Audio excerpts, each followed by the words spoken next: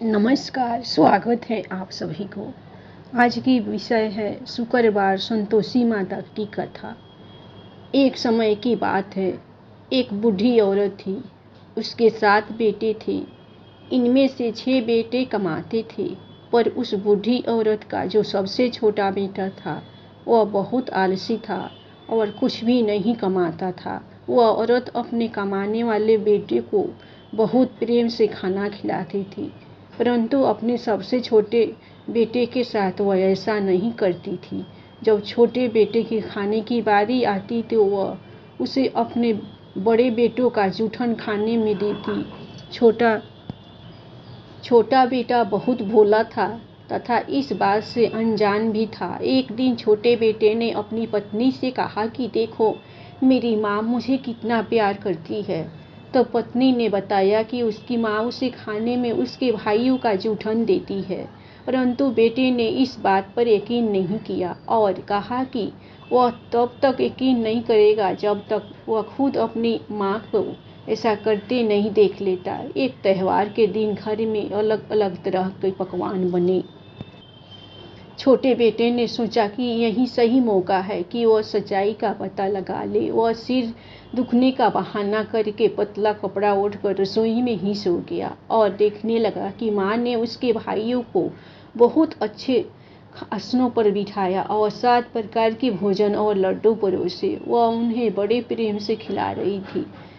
जब वे 6 उठ गए तो माँ ने उनकी थालियों से जूठन इकट्ठी की और उनसे एक लड्डू बनाया। फिर वह 7वें लड़के से बोली, अरे रोटी खा ले। वह बोला, माँ मैं भोजन नहीं करूँगा, मैं तो परदेश जा रहा हूँ। माँ ने कहा, कल जाता है तो आज ही चला जा। वह घर से निकल गया। चलते समय उसे अपनी पत्नी की याद आई जो गौशाला में कंडे थाप रही थी। वह अपनी पत्नी के पास गया और बोला कि मैं कुछ समय के लिए धन कमाने परदेश जा रहा हूँ, तुम यहीं रहकर अपने कर्तव्यों का पालन करो। तो पत्नी ने कहा कि आप बेफिक्र होकर जाइए और अपने काम में अपना ध्यान लगाइए, परंतु जाने से पहले मुझे अपनी कोई निशानी दे जाइए। पति के पास अंगूठी के सिवा कुछ नहीं था, इसलिए उसने अपनी अंगूठी अपनी पत्नी को निशानी के रूप में दे दी और फिर अपनी से भी कोई निशानी मांगी, परंतु पत्नी के पास कुछ भी नहीं था। तो उसने अपने गोबर से भरे हुए हाथों से पति की पीठ पर कमीज पर छाप छोड़ दी और कहा कि यही मैं आपको निशानी के तौर पर देती हूँ। इसके बाद वह धन कमाने के लिए निकल पड़ा।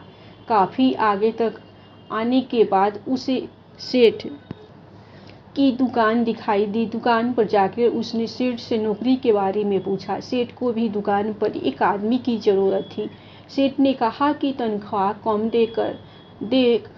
देंगे, तुम रह जाओ। वह सवेरे 7 बजे से रात की 12 बजे तक नौकरी करने लगा। थोड़े ही दिनों में वह सारा लेन देन और हिसाब किताब करने लगा। सेठ ने उसे 2-3 महीने में आधे मुनाफे का हिस्सेदार बना दिया। 12 बरस में वह नामी सेठ बन गया और उसका मालिक उसके भरोसे काम छोड़कर कहीं बाहर चला गया। उधर उसकी पत्नी से उसके घर वाले बहुत बुरा व्यवहार करने लगे।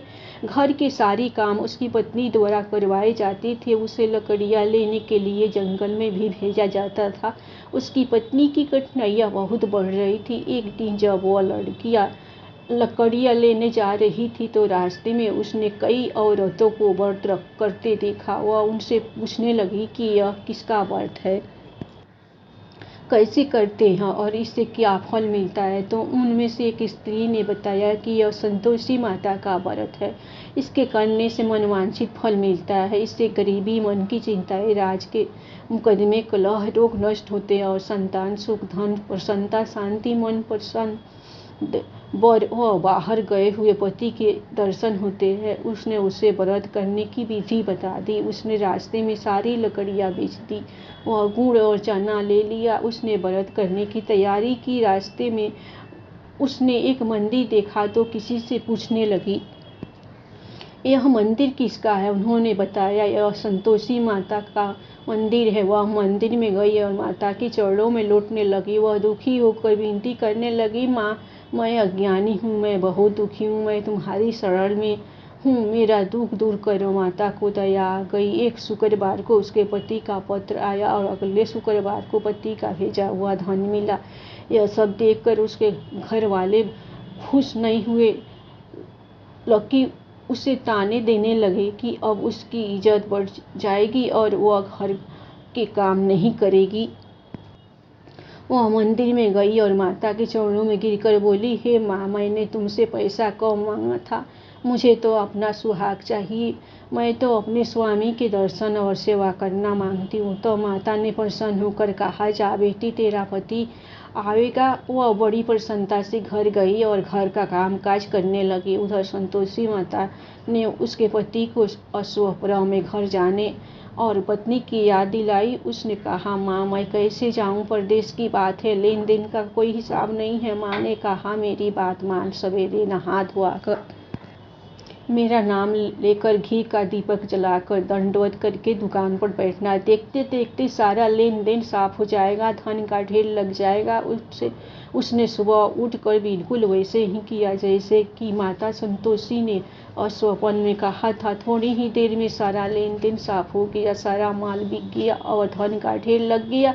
यह प्रसन्न हुआ और घर के लिए गहने और सामान वगैरह खरीदने लगा। वह जल्दी ही घर को रवाना हो गया। उधर उसकी पत्नी जंगल में लकड़ियाँ इकट्ठी करने के बाद संतोषी माता के मंदिर में विश्राम के लिए रुकी। वह धूल उसने माता से पूछा कि वह धूल कैसे उड़ने लगी। माता ने कहा, तेरा पति आ रहा है, तो लकड़ियों के 3 बोझ बना ले, एक नदी के किनारे रख, एक यहाँ रख और तीसरा अपने सिर पर रख ले। तेरे पति के दिल में उस लकड़ी के गड्ढे को देखकर मुंह पैदा होगा। जब वह यहाँ रुक कर नाश्ता पानी करके घर जाएगा, तब तू लकड़ियाँ उठाकर घर जाना और चौक के बीच में गट्टर डालकर जोर जोर से 3 आवाजें लगाना।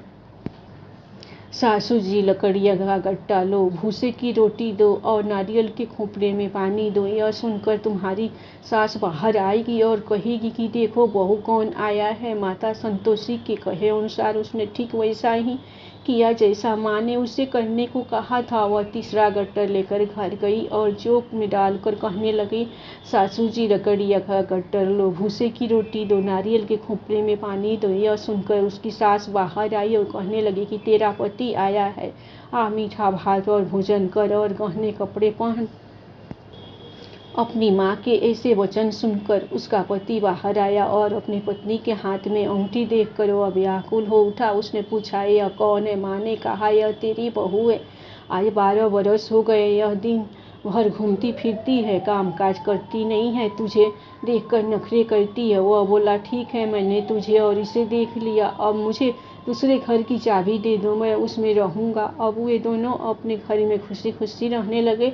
16 शुक्रवार के व्रत पूरे होने पर पत्नी ने पति से उदापन कही और पति खुशी से इसके लिए राजी हो गया। जल्दी ही वह उदापन की तैयारी करने लगी। उसने अपने जेठ के लड़कों को जीवने के लिए कहा, उन्होंने मान लिया। पीछे से जेठानियों ने अपने बच्चों को सिखा दिया, तुम खटाई मांगना जिससे उसका उदापन पूरा न हो। लड़कों ने जीम कर खटाई मांगी। बहू कहने लगे, भाई, खटाई किसी को नहीं दी जाएगी, यह तो संतोषी माता का प्रसाद है। लड़के खड़े हो गए और बोले, पैसा लाओ। वह बोली, कुछ न समझ सकी उनका क्या भेद है। उसने पैसे दे दिए और वे इमली की खटाई मंगाकर खाने लगी। इस पर संतोषी माता ने उस पर रोष किया।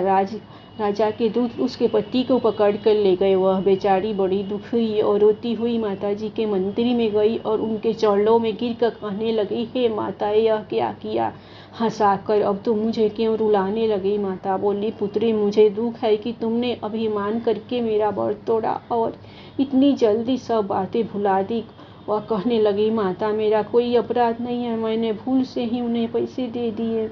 माँ, मुझे क्षमा करें, मैं दोबारा तुम्हारा उदापन करूंगी। माता बोली, तेरा पति रास्ते में आता हुआ ही मिलेगा। उसे रास्ते में उसका पति मिला। उसके पूछने पर वह बोला, राजा ने मुझे बुलाया था, मैं उससे मिलने गया था।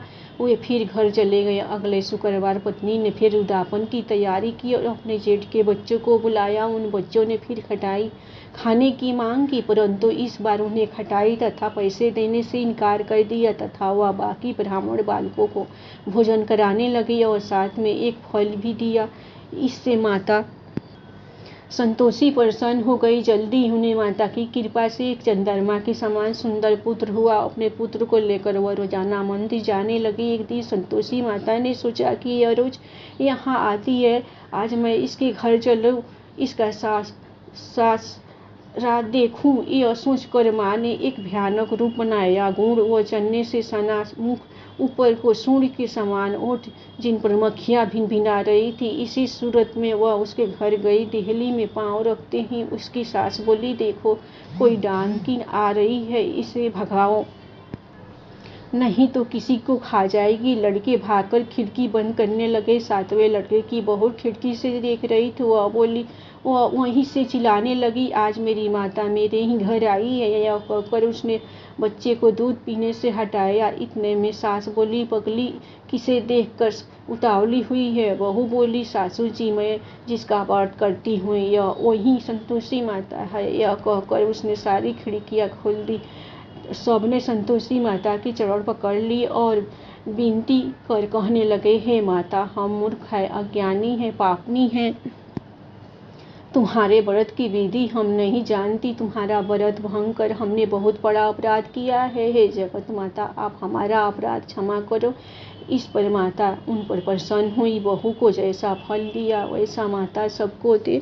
धन्यवाद। आप लोगों को संतोषी माता की कहानी पसंद आए तो संतोषी माता की व्रत की कथा पर लाइक सब्सक्राइब दिल खोल कर जरूर कीजिए।